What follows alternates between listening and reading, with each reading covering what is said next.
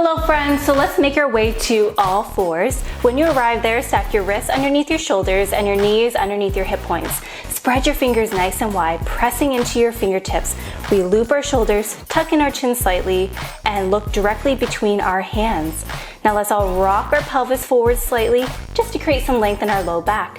Now send your right foot back, toes curled under, followed by your left foot. And yes, we are in plank. We are here for 5, 4, 3, keep on breathing, 2, and then lower down on the 1, and perhaps you come back to extended child's pose just to take a little bit of a break and a breather and to stretch out the upper back. Perfect. Come right back to our plank pose following our key actions. Okay, so you can totally stay here, or you can play around with turning onto the outer edge of your left foot here and then placing your right foot directly in front of your left leg.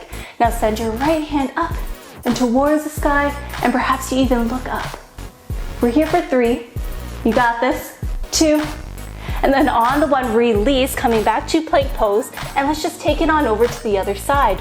So now turning onto the outer edge of our right foot, we place our left leg in front of our right leg now, and we send our hand up and towards the sky, and perhaps we look on up too. We are here for 3. You got this. 2.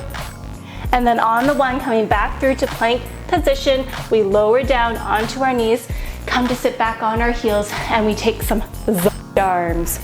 A little bit of a counter stretch to what we just did. Okay, so return to this video often, especially if you're looking to build some strength in the core. It's always a good one. Anyways, take care everyone, and bye for now.